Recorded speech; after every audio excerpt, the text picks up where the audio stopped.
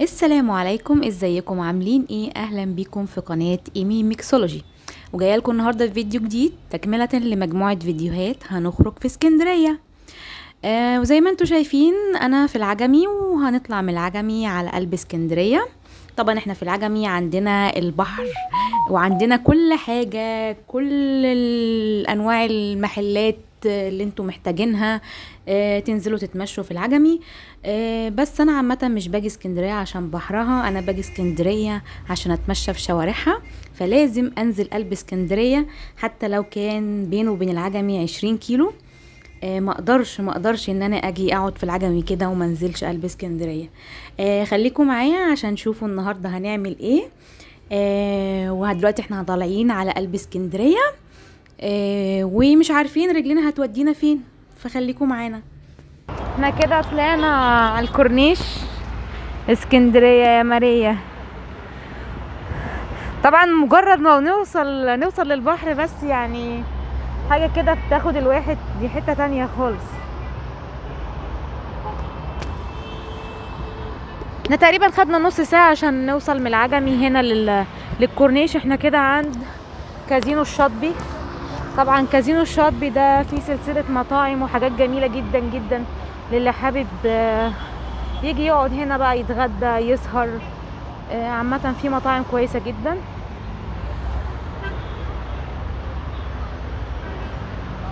شايفين المنظر تحفه. هو الدنيا زحمه، بس طبعا تحفه تحفه اسكندريه.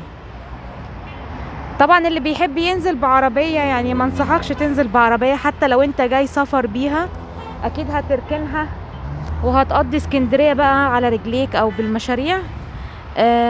يفضل يعني، لان اللي معاه عربيه لو الكورنيش وقف طبعا هتفضل واقف على الكورنيش ممكن ساعتين 3. مش هتستمتع يعني. فهنا الاتوبيسات المكيفه موجوده، اتوبيسات عاديه، مشاريع، توكوسه، اوبر.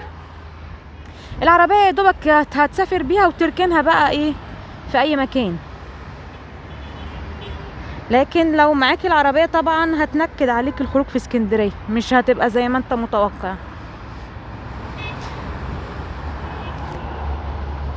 جميله جميله. انا مجرد بس توقفوني كده عند البحر مش مشكله، اروح في اي مكان تاني. مجرد بس اقف على البحر كده اشم هوا واشم ريحه البحر يعني. احنا كده بقى بنتمشى اهو للكازينو الشاطبي. ورا كده مكتبة اسكندرية. مش عارفة اذا باينة، يعني هجيبها لكم اهي مكتبة اسكندرية ورا. طبعا مكتبة اسكندرية دي زيارة تانية خالص. ممتعة جدا. اللي عايز يعني يدخل مكتبة اسكندرية برضو ياخد فكرة. الطلبة اللي بيدرس هتلاقوا يعني كل انواع الكتب اللي ممكن تتخيلوها موجودة هناك. طلبة الماجستير والدكتوراه طبعا هيستفادوا جدا هنا، حتى اللي مش طالب يعني. هي كزيارة برضو مكتبة اسكندرية كمكان ثقافي زيارة جميلة جدا، يعني هتستمتعوا.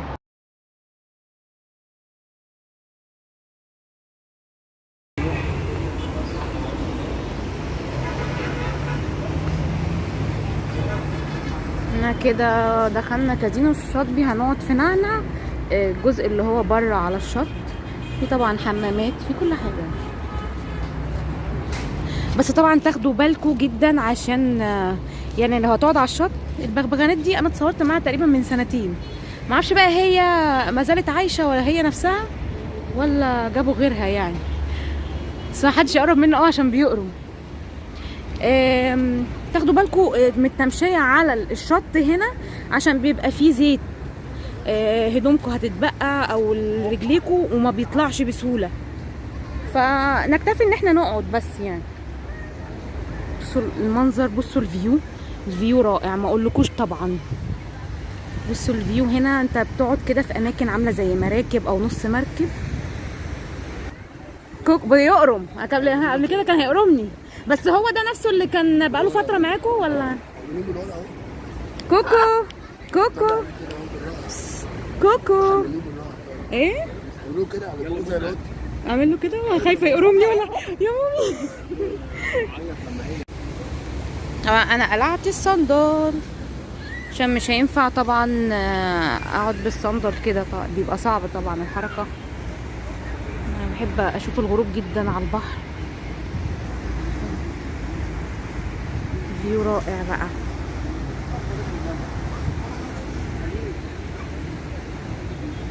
انا مستنيه حد يقوم من نص المراكب دي او المراكب دي عشان نقعد فيها، بس طبعا اللي واخد مكان كويس استحاله يقوم يعني، واكيد وقت الغروب.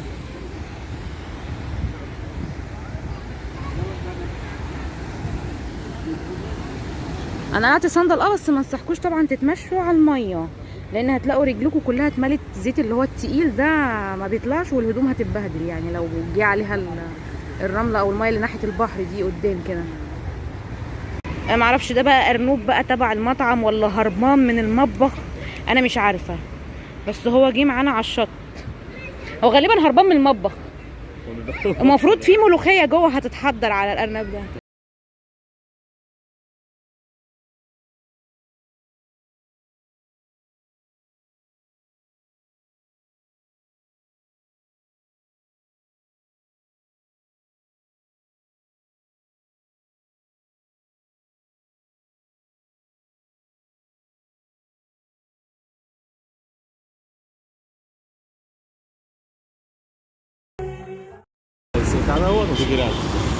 احنا خلصنا كده قعدتنا في نعنع وطلعنا. طبعا احنا كان المفروض ان احنا هنتغدى هنا. هو طبعا الفيو رائع، الفيو جميل جدا، متعوده اجي هنا، بس الخدمه سيئه جدا. يعني انت لو شخص عندك طولة بال او صبر ايوب تعال اقعد هنا، الفيو جميل هتستمتع بيه، بس مش هتلاقي خدمه. يعني احنا عشان نطلب حاجه نشربها نص ساعه، وطلبنا المنيو، طبعا ما حدش جاب لنا المنيو اصلا، فطبعا احنا قمنا نمشي، يعني احنا مش هنقعد نتغدى الفجر مثلا. بس الفيو جميل اللي حابب يستمتع بالفيو، لكن ما انصحكش تيجي تقعد هنا ان انت تاخد خدمه يعني. هنشوف هنروح فين تاني برضو النهارده، فخليكم معايا. نسيت اقول لكم طبعا على الاسعار الحاجه، عشان في ناس بتسالني طبعا في الكومنتات على اسعار الحاجه. احنا طلبنا الكنافه بالقشطه، طبعا هي طعمها رائع، وطلبنا شاي زردة البراد، ما كانش زردة، هو المفروض ان هو زردة، وشاي الزردة ده بيبقى شاي ورق وبيتعمل بطريقه معينه يعني ليه اصوله، اكيد اهل مطروح هيبقوا عارفين الحوار ده. اللي جالنا ده كان شاي عادي جدا مغلي، ده شاي عروسه، شاي عروسه بقى، شاي لبته مش فارقه. هو كان طعمه حلو بس مش زي شاي زردة. هم يعني احنا قلنا لهم اكدنا على المعلومه شاي زردة، قالوا بس طلع في الاخر شاي اللي هو التفل العادي. طلبنا براد، وطلبنا واحد كابتشينو. هو الكابتشينو حلو، بس طبعا الفوم تقريبا اللي بيحطوه بيبقى ساقع، فبيخلي الكابتشينو دافي مش سخن، زي ناس كتير قوي بتحب تشرب الحاجات دي سخنه زيي. وطلبنا اللي هو الطبقين كنافه بالقشطه. دفعنا 210 صح؟ 210 تقريبا. طبق الكنافه الواحد تقريبا عامل حاجه 40. مش غاليه، بس بالنسبه للمكان خدمته سيئه، المنظر ده غالي عليها. هي مش غاليه طبعا، بس الخدمه طبعا سيئه. النتيجه يعني المكان زي ما تروحوش. هو المكان سيء، ما تروحش لو انت مش عايز طبعا تقعد تستنى خدمه كده، لكن الفيو رائع صح ولا لا؟ والكنافه حلوه، بس الفيو موجود في اي حته. انا جربت الاكل بتاعهم قبل كده كذا مره، الاكل اللبناني يعني مش هقول لكم ان هو واو، بس هو يعني اللي حابب يجرب حاجه جديده كويس، لكن مش الواو. لكن الفيو رائع لو واحد خارج هو وخطيبته او مراته او اطفاله ان هم يقعدوا يلعبوا على الميه. الفيو موجود في اي حته، الفيو موجود في اي مكان. انت مصر، هو الفيو فعلا موجود في كل حته. هو اصلا كازينو الشاطبي انتم ممكن تقعدوا في اي مطعم تاني.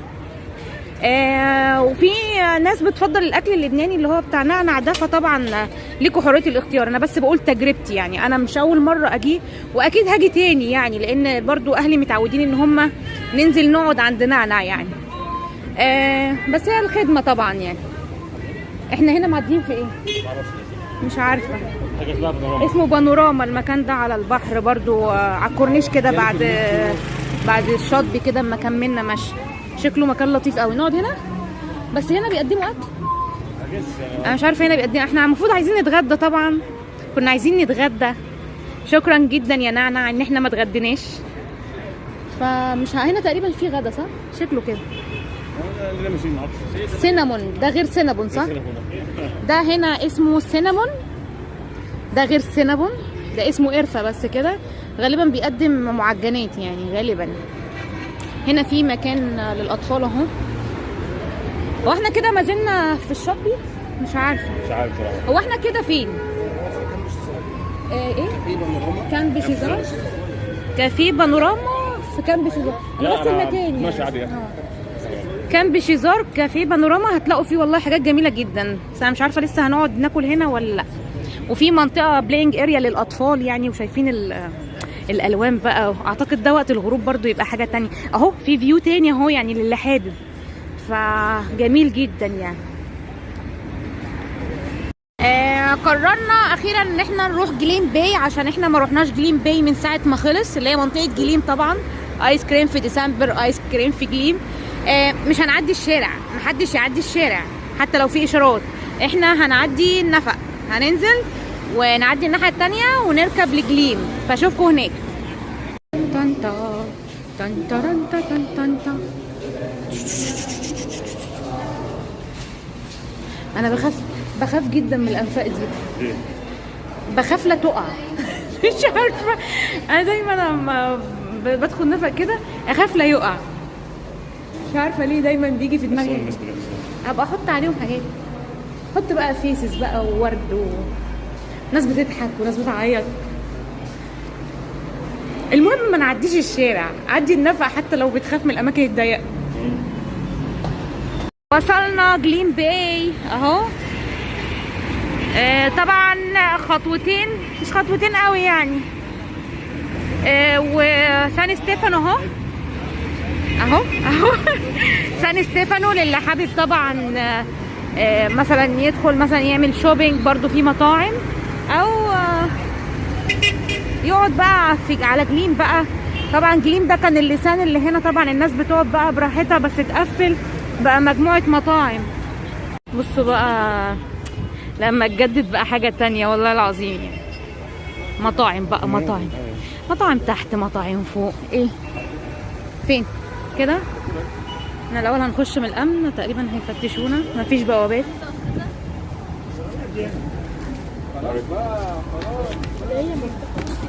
بصي مفتوحة جاهزة ومتعودة تصير انا، خلي بالك. والله العظيم. وريني الباك بتاع. بعد اذنك حبيبي، بعد اذنك. طبعا بيفتشوا، هو لسه مفيش بوابات. فبيفتشوا كده، عارفين انتوا التفتيش ده اللي هو افتح الشنطة مش عارفه ايه. لا الدنيا زحمة هنا صح؟ والدنيا هنا زحمة زحمة زحمة قوي. طبعا ملتزمة بالكمامة وبالكحول، لو تاخدوا بالكم ورايا. الدنيا زحمة جدا، تقريبا الكورونا هنا عاملة فرح، محدش لابس كمامة خالص. بس مالناش دعوة، كل واحد يعني اللي بيخاف على نفسه بقى يلتزم. ربنا يحفظنا جميعا يعني، المفروض نخلي بالنا يعني وناخد احتياطاتنا. لو لقينا الدنيا كلها زحمة كده، طبعا مش عارفة اذا كنا هنقدر نقعد هنا ولا لا. فهنشوف كده لو في مطعم فاضي او مكان هادي شوية. احنا خدنا اتوبيس على طول اول ما عدينا من عند كده كان بشيزار، خدنا اتوبيس نزلنا عند جليم باي ده. فهنشوف هنعمل ايه، خليكم معايا.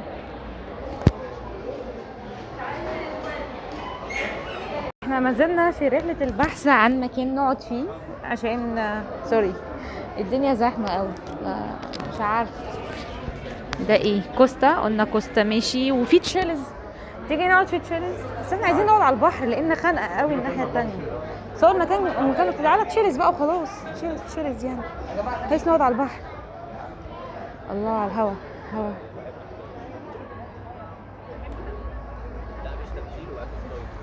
الفيو جميل. انا هقعد هنا اخيرا مكان عارفاه. طلع الكحول. تمام، ثواني بس بقى، لازم اعقم واظبط وبعد كده ارجع لكم. هو الواحد بقاله فتره ما لخبطش، فاحنا بنفكر ان احنا نجيب برجر، اللي هو ان انت تختار البرجر المكونات اللي تعجبك، يعني 5 مكونات ب90 جنيه. ده طبعا شامل 12% خدمه و14% ضريبه. ده غير الفيو طبعا، يعني فيو انت قاعد في وسط البحر. فعايزين بس نعرف هو ده مفروض بيف صح؟ غالبا مادام كاتب 150 جرام. بتختار بقى مستردة، مايونيز، باربيكيو، بيكلز، مخلل، طماطم، خس، مشروم، حلقات فلفل اخضر، هالبينو، تشيز. فغالبا انا هاخد مايونيز وبيكلز وهالبينو وخس وايه تاني، تشيز. كده 5. اصلا ما بحبش الباربيكيو، صوص الباربيكيو ما بحبوش، والطماطم مش قوي. مش عارف بقى، مش عارف. في برضو برجرز جاهزه هي، يعني في شريمب، في مشروم وبيف، في ايه سان رايز برجر ده، حاجات كتير انا يعني برضو مش عارفاها يعني. بس خلينا نجرب ده، التشكيله دي ان الواحد يعمل البرجر اللي هو عاجبه يعني. شوف هيجي لنا ايه يعني. هو فين ده فين هناك؟ اللسان؟ مين في لسان تاني غير اللسان ده؟ احنا طلبنا، احنا خربنا الدنيا. معرفش بقى لي فتره طويله ما اكلتش برجر. فين البتاع المايك؟ انا معرفش هو بيسجل مايك هنا ولا التليفون، ايا كان. بقالي فتره ما اكلتش برجر بره البيت. احنا بنعمله في البيت حلو جدا جدا. فطلبنا برجر، وطلبت اللي هو الايس تي اللي هو البلوبري، عشان ده بقى ايه ريفيل، يعني كل ما تخلص الكوبايه تتملي تاني. فانا ممكن ابات هنا. انا مش الدرجات دي يعني، انا اخر كوبايتين يعني، لان طعمه حلو جدا. طبعا الفيو بقى، الفيو يا جدعان، وسان ستيفانو اهو، سان ستيفانو اهو، انا اهو. بس المكان والله لطيف. انا اول مره اجي وانا بعمل ايه اول مره اجي انا بحط ايدي على الكاميرا. اول مره اجي جليم باي. ده كنا بنيجي جليم باي بتاع زمان، اللسان اللي هو كان بيبقى ضلمه كده في البحر، والواحد يدخل يتمشى عليه. طبعا ممكن حد يخش يخطفك في عرض المايه يعني. لا بس المكان لطيف، في مطاعم كتير طبعا. اتمنى اللي بيشوفني من اسكندريه يقول لنا على افضل مطاعم هنا. انا بصراحه بخاف اجرب حاجه لاول مره، لان احيانا اما بنجرب اماكن جديده لاول مره ساعات الاكل بيطلع مش كويس. لكن تشيلز جربناه كتير يعني، واثقه فيه يعني. فلو حد عارف مطاعم هنا كويسه في جليم باي يرشحها لنا طبعا، ويرشحها طبعا لكل الناس اللي بتتفرج. مستنيين بقى الاوردر يجي بقى، عشان احنا جوعنا جدا جدا جدا. ما يجي الاوردر هصوره لكم برده يعني، فما تقلقوش. هجيب لكم الفيو بقى. قاعدين طبعا الهوا ما حدش يقول لي بقى رطوبه بقى ولا حر، لا الهوا والميه طبعا. جميل جميل جميل.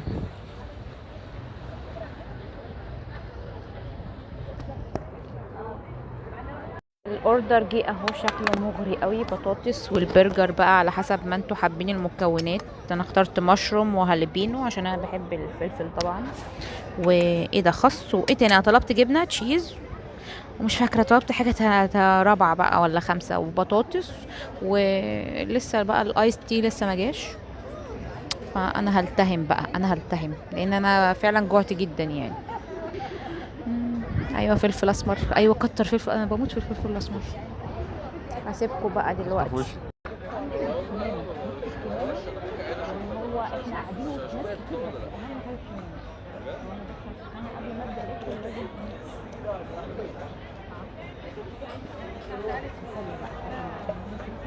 يعني المفروض اصلا غلط ان احنا ناكل بره الفتره دي. محل البرجر اللي هناكل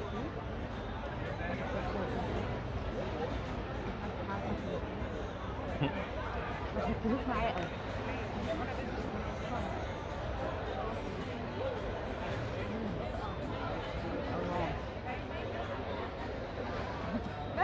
هو في حاجات كتير قوي مقرمشه. العيش فيه سنه قرمشه صح؟ وخس، خس مقرمش كده، مش خس دبلان.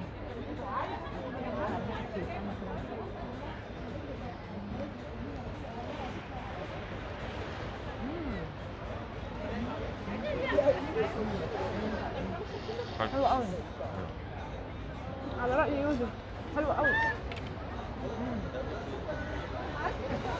تسلم حبيبي. انا كده طبعا خلصت المجزرة اللي كانت شغالة وشربت الايس تي الاولاني وطلبت ريفيل عشان احبس. عايزه اقول لكم طعمه جميل قوي، ما اعرفش انا بحبه يعني. انا جوزي جربه ما عجبهوش، بس انا بحب الايس تي هنا قوي. هشربه بقى كده وتستمتع بالفيو الرائع ده يا جماعه. شايفين المنظر؟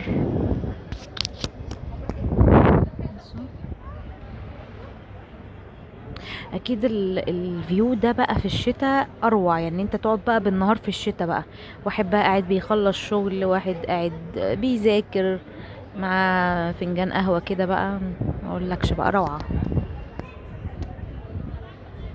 المنظر. عايزه اقول لكم اكتشفت ان تقريبا الصوت كان بايظ في المقطع اللي فات او الجزء اللي فات، عشان المايك تقريبا كان فيه مشكله. فانا يعني يمكن لو معدتي بتسقف كانت سقفت. الوجبه كانت جميله جدا. البرجر كنت بقول لكم انه مقرمش، العيش نفسه مقرمش، الخاص طبعا مقرمش مش دبلان كده او بايت. الوجبه كلها ككل كانت بصراحه تحفه يعني. انا متعوده اعمل البرجر في البيت، فبقالنا فتره كده ايه عايزين ناكله بره يعني. فانصحكم جدا ان انتوا تيجوا تاكلوه هنا على البحر بقى في تشيلز. لا جميل تحفه يعني.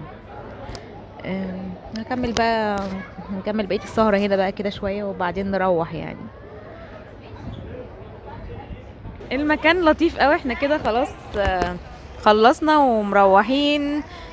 هنشوف بقى لو في حاجه كده قصاد جليم بتروح على طول العجمي، بس اشك يعني ان هيبقى في حاجه. احنا هنركب اكيد للمنشيه او محطه الرمل، وبعد كده نركب حاجه للعجمي عندنا. فهسيبكم بقى كده واقول لكم يلا باي، السلام عليكم، واشوفكم في فيديو تاني من سلسله حلقات هنخرج في اسكندريه، مع ان انا بنزل فيديو كل سنه ولا حاجه. يلا باي.